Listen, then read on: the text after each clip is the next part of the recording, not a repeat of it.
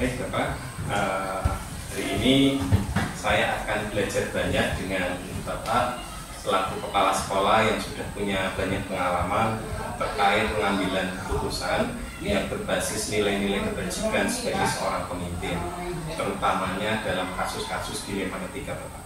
Nah, selama ini bagaimana Bapak dapat mengidentifikasi kasus-kasus yang merupakan dilema etika atau kebajikan moral? Ya. Terima kasih Pak Ardi atas pertanyaannya. Tentunya ini akan saya jawab sesuai dengan pengalaman saya selama saya menjadi kepala sekolah. Jadi intinya persoalan dilema etika dan bujukan moral itu memang masalah yang kita harus selesaikan secara hati-hati, karena bagaimanapun ada dua kepentingan yang sama-sama harus kita selesaikan dengan baik dan tidak merugikan satu sama lain. Nah, untuk yang dilema etika itu adalah jika suatu masalah itu memang benar-benar sesuatu yang dilakukan itu ternyata sama-sama benarnya dari satu pihak dengan pihak yang lain, dan mereka ternyata mempunyai argumentasi yang sama-sama bisa diterima. Jadi untuk penyelesaian ini memang kita harus benar-benar memahami masalah apa sebenarnya yang terjadi. Sedangkan untuk bujukan moral itu adalah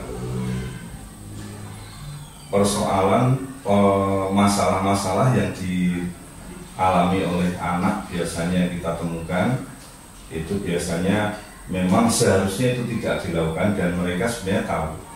Hanya saja karena mungkin ada desakan dari teman-temannya, terus mungkin ada hal-hal yang harus menjadikan dia berani karena dia mungkin dikatakan oleh teman-temannya tidak berani, akhirnya dia berani walaupun dia tahu kalau itu salah. Nah, itu sebenarnya sudah jelas dan mungkin lebih mudah untuk menyelesaikan karena sudah jelas untuk bujukan moral itu antara benar dan salah. Gitu Pak. Ya, baik. Intinya saya garis bawahi kalau dilema etika itu ada dua permasalahan, tapi di sini sama-sama benar. Sama-sama benar. Ya, kalau bujukan moral yang satu benar, yang satu salah. Ya, gitu. pasti itu. Oke. Dan untuk dilema etika sulit untuk ditemukan keputusannya, maka dari itu harus hati-hati gitu. Ya, betul. Baik Bapak, selama ini bagaimana Bapak menjalankan pengambilan keputusan di sekolah Bapak di SMP Negeri 3 Kembang, terutama untuk kasus-kasus di mana ada dua kepentingan yang sama-sama benar atau sama-sama mengandung nilai kebajikan? Ya, terima kasih Pak Adi. Untuk pertanyaan yang kedua, ini memang dari masalah yang rumit itu, maka dari itu kami atau saya sendiri selaku kepala sekolah memang harus berhati-hati. Kami harus berhati-hati dalam mengambil sebuah keputusan. Artinya, pertama yang harus saya lakukan adalah kita memanggil orang yang bermasalah atau mungkin dalam ini anak yang bermasalah, kemudian kita ajak diskusi, termasuk kalau memang nanti orang tuanya sudah mengetahui masalah tersebut juga kita ajak diskusi, kita cari titik temu apa masalah yang sebenarnya terjadi, dan itu juga kami tidak hanya memanggil anak sebagai pelaku dan orang tua sebagai orang tua mereka, tetapi kami juga mencari informasi-informasi yang lain dari anak-anak yang lain atau mungkin dari orang yang tahu kejadian tersebut, sehingga pada saat kami nanti memutuskan, kami tidak memihak salah satu, tetapi memang benar-benar kita harus menentukan keputusan yang di antara dua-duanya itu tidak merasa dirugikan. Baik Bapak, intinya diskusi terlebih dahulu dan melibatkan pihak lain juga untuk betul, mencari jalan keluar yang bijaksana.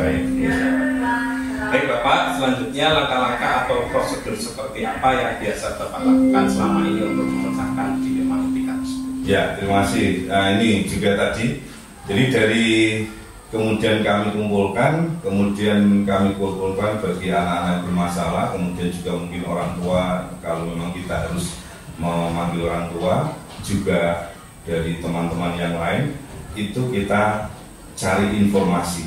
Jadi kita cari informasi lengkap-lengkapnya, sehingga nanti informasi itu benar-benar menjadikan kita masukan untuk bagaimana menyelesaikan persoalan itu dengan baik dan bijaksana.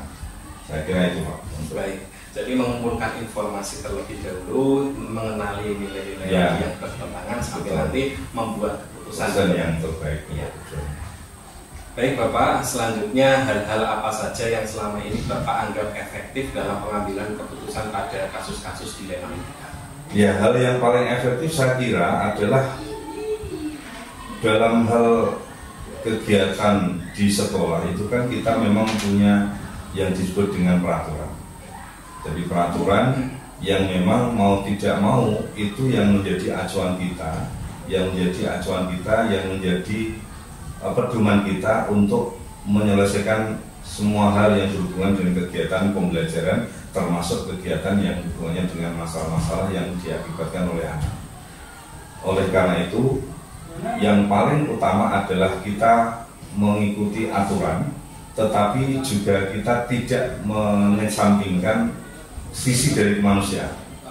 Ya, jadi sisi kemanusiaannya Pak, misalnya ini saya berikan contoh, misalnya ada anak yang ternyata dia sering tidak masuk, itu kalau sesuai aturannya kan memang itu menjadi masalah. Artinya masalahnya kan berarti dia apalagi tidak masuknya itu karena dia tidak ada izin atau tidak ada keterangan apapun, itu kan menjadi masalah.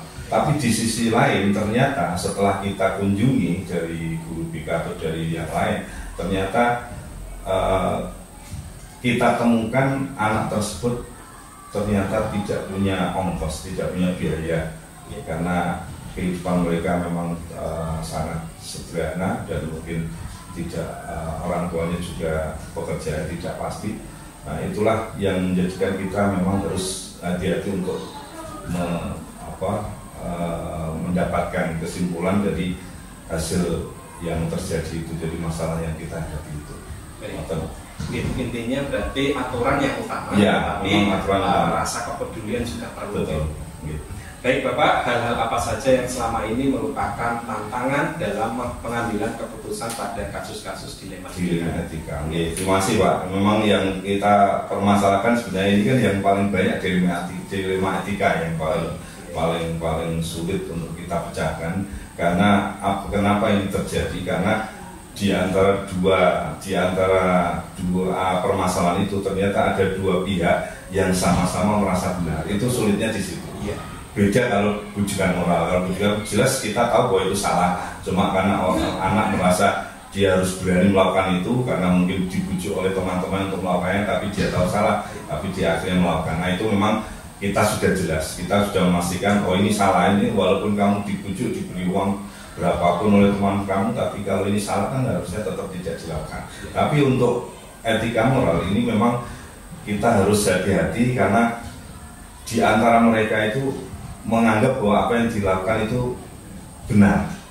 Suatu contoh, ada sebuah pertandingan sepak bola mungkin antar kelas di sekolah, ternyata suatu ketika ada anak yang merasa terpukul, tapi ternyata itu tidak disengaja. Akhirnya apa yang dilakukan oleh anak yang merasa terpukul itu merasa kemudian dia membalas. Nah, ini kan harus kita dudukkan bersama, karena ternyata terjadi perselisihan dan sama-sama benarnya karena saya dipukul duluan, tapi ternyata yang satunya merasa ya saya kan nggak sengaja Pak, ngomong namanya sepak bola kan seperti itu.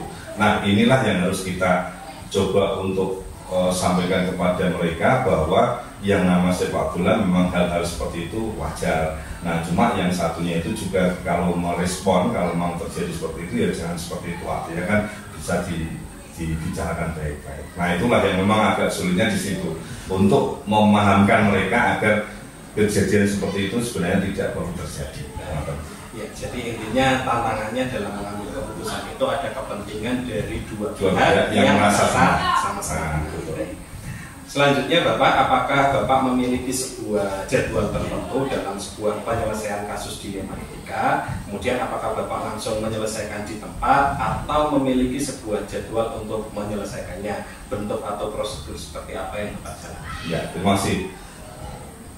Tidak ada jadwal tertentu, tapi memang saya punya prinsip selama saya jadi kepala sekolah, saya punya prinsip agar masalah apapun, masalah ringan, masalah berat sekalipun harus diselesaikan secara cepat, secepat-cepatnya. Kalau memang bisa diselesaikan pada hari itu, ya harus diselesaikan hari itu juga. Tetapi kalau memang harus diselesaikan tidak hari itu, ya harus diselesaikan secara cepat. Artinya dua belah pihak harus memang sudah kita berikan pemahaman bahwa itu adalah masalah yang tidak bisa kita pecahkan secara istilahnya tidak hati-hati. Kita harus memecahkan secara hati-hati dan memang harus tahu kapan kita harus segera menyelesaikan itu. Jadi artinya kalau memang saat itu bisa kita selesaikan, tapi kalau tidak, ya memang kita beri waktu maksimal hanya 1 hari. Kalau saya seperti itu. Artinya kenapa saya harus sampai menunda 1 hari, karena bisa saja nanti ada orang tua yang kemudian datang ke sekolah dan itu nanti kita akan komunikasikan kembali. Tapi intinya kami tidak punya jadwal khusus, dan hanya prinsip kami adalah kami harus menyelesaikan itu dengan cepat. Intinya seperti itu. Ya, baik, intinya tidak ada jadwal khusus, ya, tapi segera diselesaikan dan hati-hati. Ya. Baik Bapak, adakah seseorang atau faktor-faktor apa yang selama ini mempermudah atau membantu Bapak dalam pengambilan keputusan kasus dilema etika? Ya, kasus dilema etika ini karena ada masalah yang kita selesaikan dan itu tidak semudah apa yang kita perkirakan, maka mau tidak mau saya juga tetap mengumpulkan tim. Jadi dalam hal ini di sekolah ini kan saya punya waka, saya punya waka kurikulum, atau kesiswaan atau guru-guru yang lain yang kira-kira bisa saya ajak untuk berkomunikasi. Maka yang saya lakukan adalah bagaimana menjaga kondisivitas untuk sekolah ini agar masalah ini benar-benar bisa diselesaikan secara internal. Jadi kita tidak boleh masalah ini sampai keluar ke area sekolah. Jadi harus, kalau memang harus ada orang tua yang datang untuk diselesaikan dengan orang tua, ya kita tidak boleh sampai keluar lagi. Jadi maksimal harus dengan orang tua yang bersangkutan. Jadi arti intinya bahwa kami di sekolah tidak mungkin bisa menyelesaikan dengan baik tanpa dukungan dari tim, dari guru-guru, juga anak tersebut yang bermasalah, dan juga mungkin orang tua yang harus kita libatkan. Ya Pak, jadi dukungan dari semua pihak ya, Pak, termasuk guru, orang tua dan anak tersebut. Kemudian menjaga agar tetap kondusif. Ya. Baik Bapak, terakhir dari semua hal yang telah disampaikan, pembelajaran apa yang dapat Bapak petik dari pengalaman Bapak mengambil keputusan dilema? Ya, terima kasih. Jadi sebesar apapun masalah yang kita hadapi, yang paling utama adalah keterbukaan dan tentunya ada komunikasi. Dan itu selama ini juga sudah kita sampaikan kepada Bapak Ibu guru, terus kemudian kepada orang tua pada saat kita menyampaikan program sekolah yang kita mengundang orang tua hadir ke sekolah, dan itu kita sampaikan bahwa jika ada masalah-masalah yang berhubungan dengan putra putri kita yang hubungannya dengan kegiatan di sekolah, mohon kita selesaikan secara terbuka dan kekeluargaan atau dengan komunikasi. Itu kunci saya, sehingga jika ada masalah sebesar apapun, insya Allah kita dapat segera bisa menyelesaikannya dengan cepat dan tanpa harus ada pihak ketiga yang ikut menyelesaikan masalah ini. Saya kira itu. Ya Pak, intinya dalam mengambil sebuah keputusan kita harus melibatkan semua pihak Pak yang berkepentingan di situ. Baik Bapak, demikian wawancara saya. Terima kasih atas jawabannya. Semoga bisa bermanfaat buat saya pribadi dan instansi SMP 3 Kembangan. Amin, amin, amin. Terima kasih. Assalamualaikum warahmatullahi wabarakatuh. Waalaikumsalam warahmatullahi wabarakatuh. Ya, terima kasih.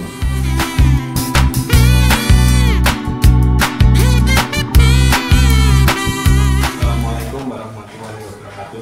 Waalaikumsalam warahmatullahi wabarakatuh, Pak Ardi. Bagaimana kabarnya Ibu pada hari ini? Alhamdulillah. Alhamdulillah baik. Bagaimana dengan Pak Ardi? Alhamdulillah kabar saya juga baik. Begini Bu, pada hari ini saya akan belajar banyak kepada Ibu sebagai kepala sekolah mengenai pengalaman Ibu terkait pengambilan keputusan yang berbasis nilai-nilai kebajikan sebagai pemimpin, utamanya terkait dengan dilema etika. Nah Ibu, selama ini bagaimana Ibu mengidentifikasi kasus-kasus yang merupakan dilema etika atau bujukan moral? Bagaimana saya sebagai kepala sekolah mengidentifikasi kasus-kasus dilema etika dan bujukan moral? Nah di sini saya sebagai kepala sekolah pastinya paham dan tahu akan beberapa kasus yang terjadi di SDN 4 Kaliaman. Nah di situ saya mengumpulkan beberapa kasus, terutama kasus yang terlalu fatal, kasus yang biasa saja dan kasus yang ringan. Nah di situ saya sebisa mungkin mengidentifikasi kasus-kasus tersebut. Ketika ada kasus yang terlalu, maka saya dahulukan untuk diselesaikan, yaitu berkolaborasi dengan Bapak Ibu guru yang ada di SDN 4 Kaliaman. Seperti itu Pak Ardi. Baik, jadi intinya kolaborasi ya Bu ya, untuk menyelesaikan sebuah kasus. Baik, selama ini bagaimana Ibu menjalankan pengambilan keputusan di sekolah Ibu, terutama untuk kasus-kasus di mana ada dua kepentingan yang sama-sama benar atau sama-sama mengandung nilai kebajikan? Ketika ada kasus yang sama-sama benar, yaitu contohnya ketika waktu pergi wisata untuk kelas 6, ketika ada siswa, tidak semua siswa itu kayak tidak semua siswa orang tuanya mampu semua. Ketika ada peserta didik yang orang tuanya tidak mampu dan hari itu sudah mau pergi wisata, maka dari itu saya beserta guru-guru di SDN 4 Kaliaman sebisa mungkin bagaimana peserta didik tersebut bisa merasakan rasa senang, rasa nyaman, bisa ikut bersama Bapak Ibu guru kelas 6 mengikuti tur atau wisata. Maka dari itu saya mengambil keputusan atau kebijaksanaan supaya anak tersebut bisa ikut. Misalkan iurannya kurang atau membayar wisatanya kurang, maka saya menggunakan hati, menggunakan rasa peduli dengan Bapak Ibu semua yang ada di SDN 4 Kaliaman. Saya mengambil keputusan agar anak tersebut tetap ikut dan tetap mengikuti kegiatan wisata dengan memberikan kelonggaran untuk membayar iuran supaya bisa mengikuti kegiatan wisata tersebut. Ya, baik sekali Ibu. Jadi keputusannya berbasis kepedulian juga gitu. Ya, ada rasa kasihan antara yang belum membayar gitu, lunas untuk mengikuti studi. Baik Ibu, langkah-langkah atau prosedur seperti apa yang biasa Ibu lakukan selama ini? Ya, langkah-langkah atau prosedur yang saya lakukan, yang pertama ketika ada permasalahan seperti yang saya bilang tadi di awal untuk mengidentifikasi, ketika ada permasalahan yang terlalu sulit, maka harus saya selesaikan terlebih dahulu. Dan langkah-langkahnya yaitu tetap meminimalisir dampak apa yang terjadi.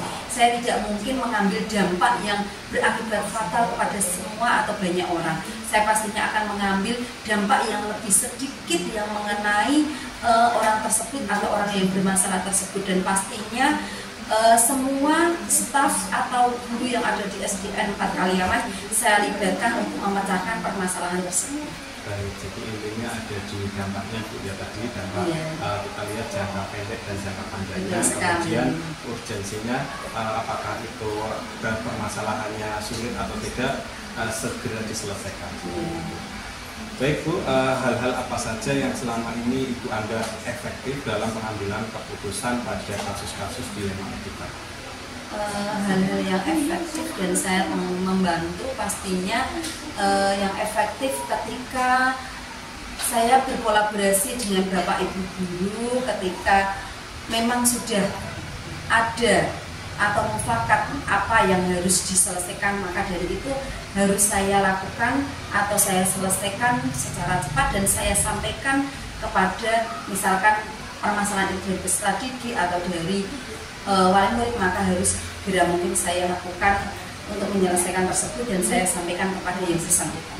Baik Ibu, selanjutnya hal-hal apa saja yang selama ini merupakan tantangan dalam pengambilan keputusan pada kasus-kasus dilema etika di SD Negeri 4 Kaliaman? Tantangannya yaitu lebih ketika saya menyelesaikan permasalahan yang berhubungan dengan peserta didik, maka dari itu saya harus berhati-hati, saya harus menggunakan hati, menggunakan rasa peduli. Ketika hal itu sudah saya lakukan, tetapi ada wali murid yang berbeda permasalahan, komplain atau melakukan pertanyaan-pertanyaan, memberikan pertanyaan-pertanyaan kepada saya mengapa hal itu dilakukan, kenapa seolah-olah saya menganak-emaskan anak yang mempunyai masalah tersebut, maka saya sebisa mungkin harus menjelaskan kepada wali murid yang bertanya tadi. Maka dari itu sebisa mungkin saya mengambil keputusan ini tidak sepihak dari saya sendiri, tetapi dari semua guru yang ada di SDN 4 Kaliaman. Ketika nanti saya dikomplain, saya ada yang istilahnya yang membantu dan yang menjelaskan, tidak dari saya sendiri keputusan itu. Baik Ibu, jadi tantangannya bisa dari luar seperti itu ya. Selanjutnya, apakah Ibu memiliki sebuah tata cara atau jadwal tertentu dalam sebuah penyelesaian kasus dilema etika? Apakah Ibu langsung menyelesaikan di tempat atau memiliki sebuah jadwal untuk menyelesaikannya? Bentuk atau prosedur seperti apa yang Ibu jalani? Menurut saya jadwal tidaklah penting, karena ketika ada permasalahan yang harus diselesaikan dengan cepat, maka harus saya selesaikan dengan cepat. Tetapi tidak harus ketika ada permasalahan langsung di situ saya menyelesaikannya, karena saya harus hati-hati untuk menyelesaikan, terutama dilema etika. Saya harus berkolaborasi, harus bermusyawarah dengan semua guru yang ada di SDN 4 Kaliaman. Maka dari itu tetap menyelesaikan dengan cepat, tetapi tidak harus langsung di tempat itu juga, dan tepat memperhatikan permasalahan-permasalahan tersebut dan meminimalisir dampak yang akan terjadi. Baik, tentunya tidak ada jadwal tertentu, tetapi kalau ada masalah segera diselesaikan. Betul sekali. Baik, adakah seseorang atau faktor-faktor yang selama ini mempermudah atau membantu Ibu dalam pengambilan keputusan dalam kasus dilema etika? Iya, faktor-faktor yang mempermudah dan membantu saya pastinya teman-teman saya, yaitu guru-guru di SDN 4 Kaliaman. Karena walaupun saya kepala sekolah, saya tidak mungkin mengambil keputusan sendiri, saya harus berkolaborasi, saya harus meminta pendapat dari teman-teman di SDN 4 Kaliaman. Dan menurut saya itulah yang mempermudah saya dalam mengambil keputusan. Baik, Ibu. Kemudian yang terakhir Ibu, dari semua hal yang telah disampaikan Ibu tadi, pembelajaran apa yang dapat Ibu petik dari pengalaman Ibu mengambil keputusan dilema etika? Iya. Hal yang bisa saya petik dari beberapa pertanyaan Pak Abdi tersebut, saya paham bagaimana cara mengambil keputusan yang baik, yaitu kita harus meminimalisir, kita harus menggunakan langkah-langkah pengujian yang telah diajarkan di guru penggerak, kemudian kita harus tetap menggunakan hati, menggunakan rasa peduli, dan tetap meminimalisir kendala atau dampak yang akan terjadi untuk orang banyak yang ada di sekitar kita. Terima kasih Ibu, banyak sekali pelajaran yang bisa kita ambil dari kegiatan kita pada siang hari ini. Terima kasih sudah meluangkan waktu untuk saya menyelesaikan tugas di Sama Guru Penggerak. Terima kasih. Assalamualaikum warahmatullahi wabarakatuh. Waalaikumsalam warahmatullahi wabarakatuh.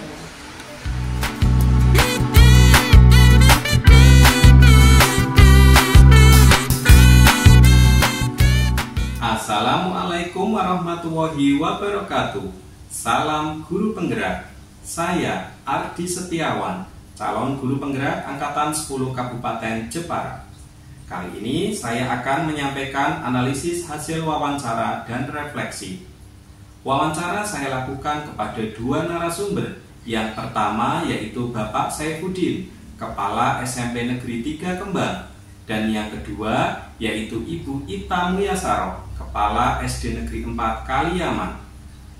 Dari hasil wawancara kedua narasumber tersebut, terdapat beberapa hal menarik yang dapat diidentifikasi. Di antaranya, pemahaman beliau berdua mengenai pengambilan keputusan, bahwa kedua kepala sekolah sudah menunjukkan pemahaman yang baik tentang apa yang merupakan dilema etika dan bujukan moral dalam konteks sekolah.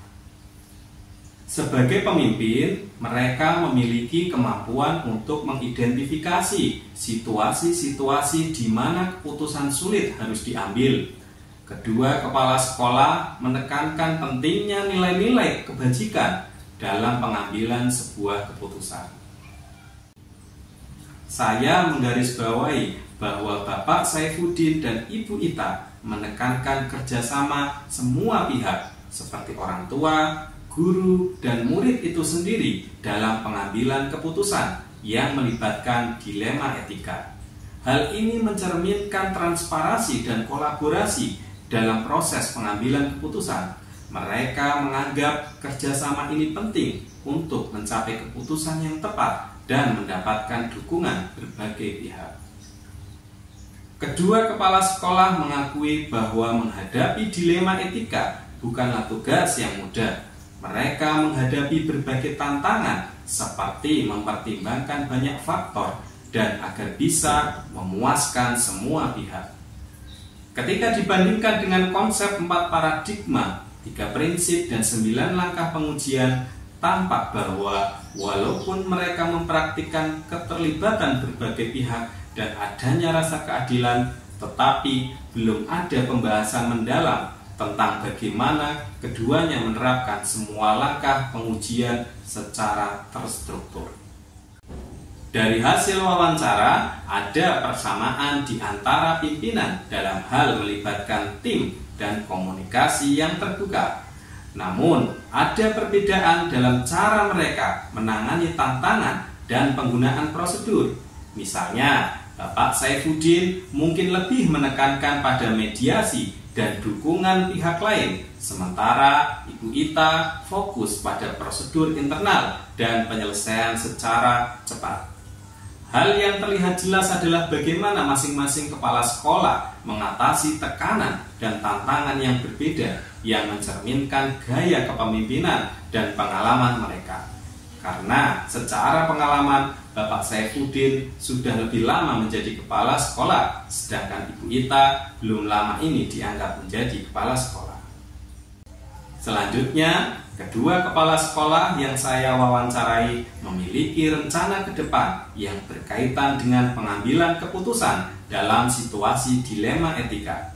Bapak Saifuddin ingin melibatkan lebih banyak pemangku kepentingan seperti orang tua dan murid itu sendiri, serta meningkatkan komunikasi yang terbuka dan memastikan bahwa setiap kebijakan yang diambil selaras dengan nilai-nilai kepedulian dan kemanusiaan. Sedangkan Ibu Ita sebagai alumni guru penggerak bermaksud untuk menjalankan prosedur pengambilan keputusan sesuai dengan materi yang beliau pelajari di pendidikan guru penggerak. Sebagai seorang pemimpin pembelajaran, saya akan menerapkan pengambilan keputusan dilema etika dengan berlandaskan pada prinsip-prinsip dan langkah pengujian yang telah saya pelajari. Saya akan memastikan bahwa setiap keputusan mempertimbangkan semua aspek dan melibatkan masukan dari berbagai pihak, termasuk orang tua dan para guru. Saya akan mulai melibatkan murid dan kolega dalam diskusi tentang keputusan yang berdampak pada mereka, memastikan semua suara terlebih dahulu didengar, dan menggunakan prosedur yang sistematis untuk menguji keputusan yang diambil, yaitu menggunakan 4 paradigma, 3 prinsip, dan 9 langkah pengujian. Penerapan ini tentu saja akan dimulai segera dan akan menjadi bagian dari proses rutin dalam menangani kasus-kasus dilema etika di lingkungan sekolah. Demikian pembahasan saya mengenai analisis dan refleksi hasil wawancara dengan kepala sekolah. Assalamualaikum warahmatullahi wabarakatuh.